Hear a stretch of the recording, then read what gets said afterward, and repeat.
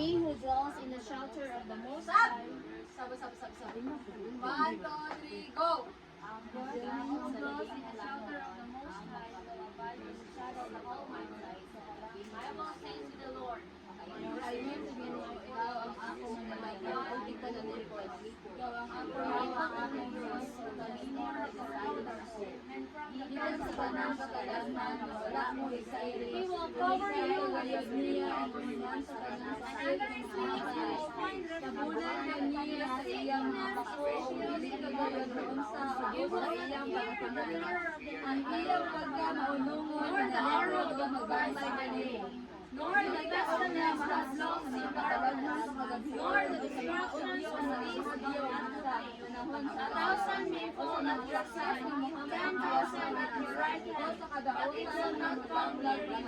You will only look with your eyes and see the punishment of the evil, because you have believed the Lord will do all things. The Most High is covered you. No evil shall be allowed to come near you.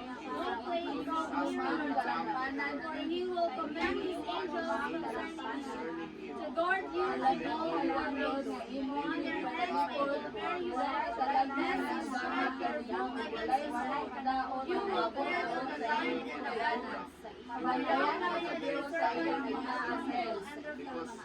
Because he holds fast Aron I magpanalipod will ka deliver sa him. I will protect him. Sa puwamong kanila sa iyang mga When he kamot, calls aron on hindi me, mga I will usap answer mga him. batuang I will be with him in trouble. I will rescue him and honor him. ang mga With long binutas life ng I Diyos will sa mga satisfy kalingin him na malala. and show him my Ang salvation. salvation. Luwason ko kadtong nahigugma kanako o panalipdan ko kadtong nila sa akong ngalan. Sa dihang sampito na ko nila, subagdon ko sila. Pagdugan ako kanila sa dihang sila anaa sa kalistanan. Luwason ko sila o pasidunggan.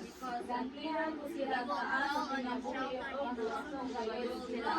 Amen.